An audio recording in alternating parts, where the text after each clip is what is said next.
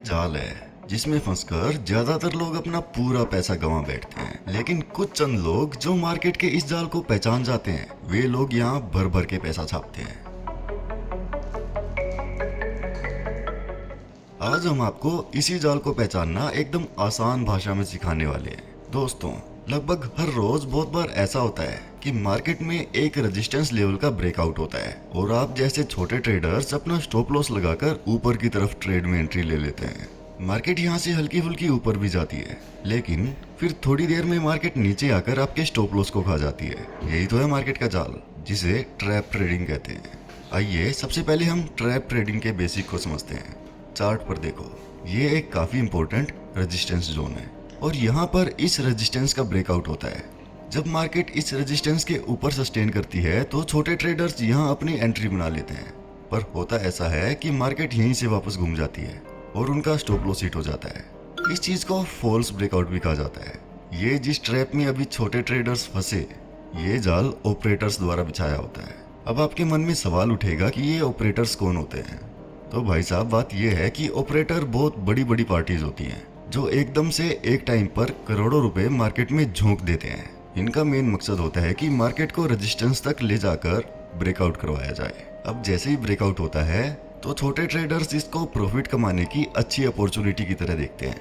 दोस्तों, ट्रेडिंग एक zero sum game होता है। मतलब यहाँ एक ट्रेडर का नुकसान दूसरे ट्रेडर का फायदा होता है। मतलब एक गंवाता है, दूसरा कमाता है।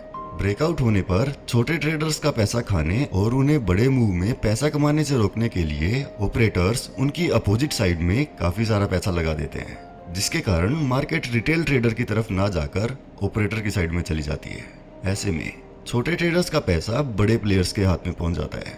इस ट्रैप में बिना सोचे समझे छोटा स्टॉप लॉस लगाने वाले लगभग हर बार अपना पैसा गंवाते हैं, लेकिन जो लोग ऑपरेटर के दिमाग से सोचते हैं उनको अच्छे पैसे छापने का मौका भी मिलता है। तो दोस्तों, आइए सीखते हैं चार्ट पर ट्रैप्स और फेक ब्रेकआउट्स को कैसे आइडेंटिफाई करते हैं। दोस्तों, इसके लिए आपको एक चीज का एनालिसिस करना बहुत इंपॉर्टेंट है, जो है वॉल्यूम। क्योंकि भले ही प्राइस हमें कुछ बताए या ना बताए, लेकिन वॉल्यूम वो चीज है जो आपको पक्का बताएगा कि ब्रेकआउट फेल होने वाला है या नहीं। वॉल्यूम आपको ये भी जानकारी देता है कि मार्केट में बड़े प्लेयर्स के बड़े ऑर्डर्स कब एग्जीक्यूट हो रहे हैं। जैसा कि हमने आपको पहले बताया कि आपको मार्केट के समुद्र में हमेशा बड़ी मछली के साथ चलना होता है, ना कि उसके खिलाफ। इसलिए हमारा वॉल्यूम को देखना बहुत ही ज्यादा इंपॉर्टेंट हो जाता है। जो लोग वॉल्यूम को इग्नोर करके सिर्फ प्राइस पर भरोसा करते हैं, वो कान खोल के सुन लो। भाई साहब, बार बार धोखा खाओगे। अगर आपको नहीं पता कि चार्ट पर वॉल्यूम कैसे लगाया जाता है, तो ये एकदम सिंपल है। आपको जस्ट इंडिकेटर वाले सेक्शन में जाना है और वॉल्यूम वाला इंडिकेटर वहाँ आप इजीली सेलेक्ट कर सकते हैं। ध्यान रहे, जो लोग इंडेक्स पर ऑप्शंस खरीदते हैं उनको वॉल्यूम की जगह ओपन इंटरेस्ट पर नजर रखनी चाहिए।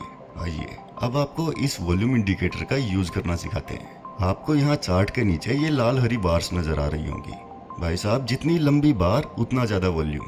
आइए जानते हैं कि हम कैसे वॉल्यूम की मदद से फेक ब्रेकआउट को आइडेंटिफाई कर सकते हैं।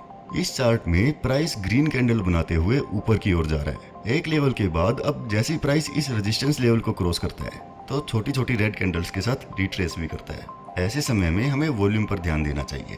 आपको देखना है कि जब प्राइस ऊपर जा रहा था तो क्या वॉल्यूम की बार्स भी साथ साथ लंबी हो रही थी। अगर हो रही थी तो ये एक अच्छा साइन है कि बायर्स में काफी स्ट्रेंथ है। वहीं पर रिट्रेसमेंट के दौरान अगर वॉल्यूम कैंडल्स पहले से छोटी हैं तो ये एक संकेत है कि सेलर्स मार्केट में कमजोर हैं। मतलब मार्केट में अभी भी बायर्स ज्यादा हैं और सेलर्स कम। अर्थात जब मार्केट हल्की सी भी नीचे जा रही है तो सेलर्स इसमें ज्यादा पार्टिसिपेट नहीं कर पा रहे। इस रिट्रेसमेंट के बाद जब प्राइस बड़ी ग्रीन कैंडल बनाते हुए रिसेंट हाई को ब्रेक करके स्विंग हाई के ऊपर क्लोज करता है तो यहाँ पर आए वॉल्यूम को देखो। अगर यहाँ पर बनी वॉल्यूम बार रिट्रेसमेंट की वॉल्यूम बार से बड़ी है तो ये हमारे लिए एक परफेक्ट ट्रेडिंग सेटअप है, जहाँ पर हम बाइंग पोजीशन बना सकते हैं। ये एक रियल ब्रेकआउट का संकेत है और हमें ऐसे में बिना किसी संकोच के अच्छे रिस्क टू रिवॉर्ड रेशो के साथ ट्रेड में घुस जाना चाहिए।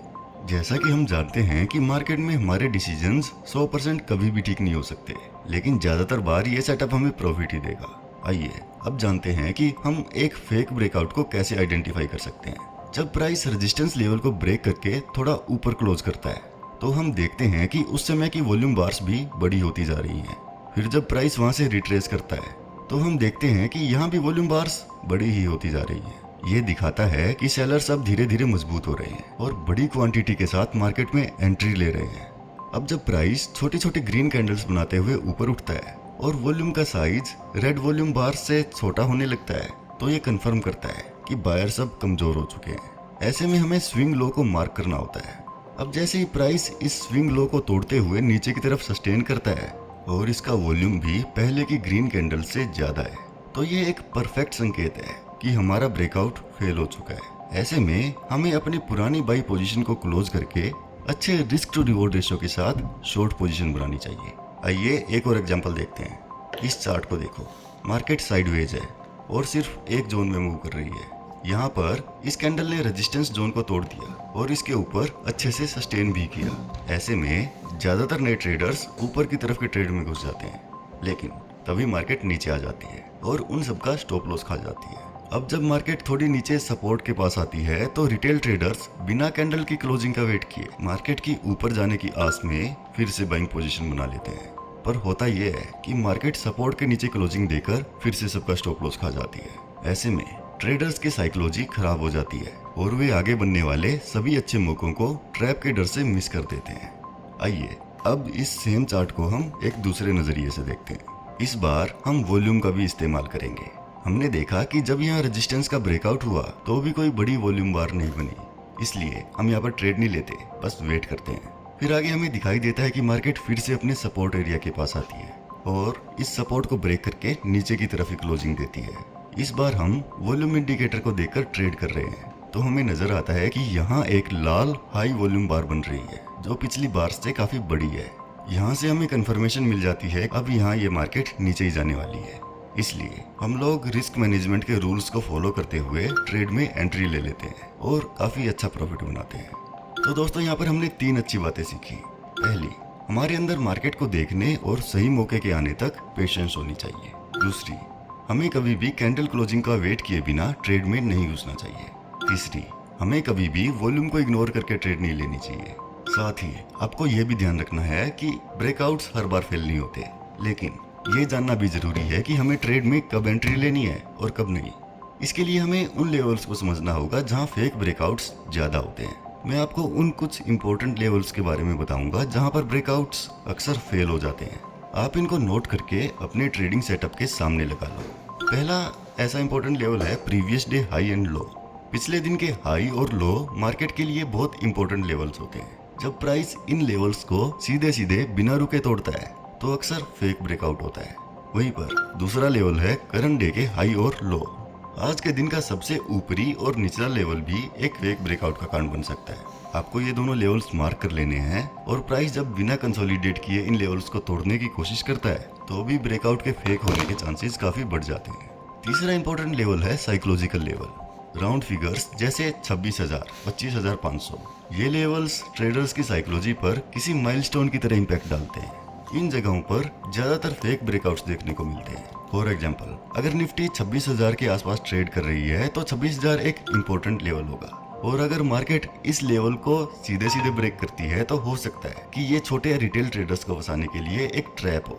इसलिए ऐसे लेवल्स पर हमें काफी सोच समझकर ट्रेड करनी चाहिए और मार्केट एनालिसिस हमें अपने हिसाब से नहीं बल्कि ऑपरेटर माइंडसेट से करना चाहिए। क्योंकि भाई साहब इंडियन मार्केट में आजकल लगभग हर ट्रेड सेटअप में सभी के स्टॉप लॉस खाए जा रहे हैं। अगर हमें प्रॉफिट बनाना है तो हमें ट्रैप से बचते हुए अपने अंदर काफी ज्यादा पेशेंस लानी होगी, तभी आप एक प्रॉफिटेबल ट्रेडर बन पाओगे।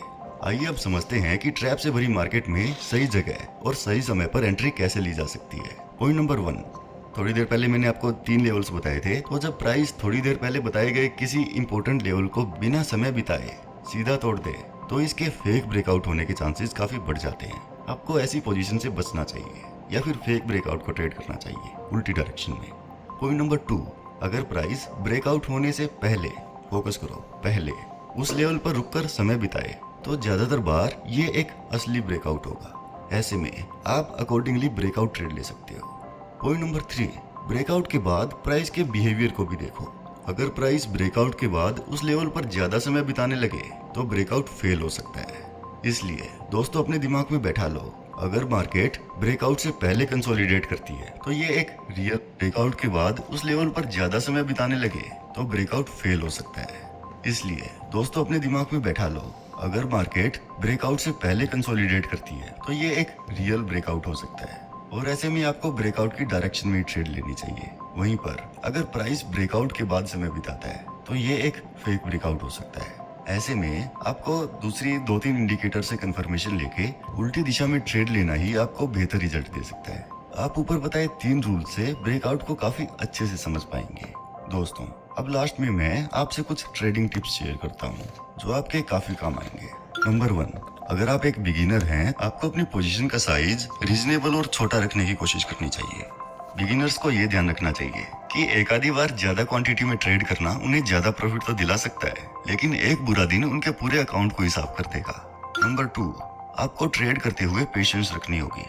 अगर आप पेशेंस नहीं रखते हो तो आप सही समय आने से पहले ही ट्रेड में घुस जाओगे या टारगेट तक पहुंचने से पहले ही ट्रेड से एग्जिट कर दोगे। भाई साहब, आपको पूरे दिन में सिर्फ 1 से 2 ही क्वालिटी ट्रेड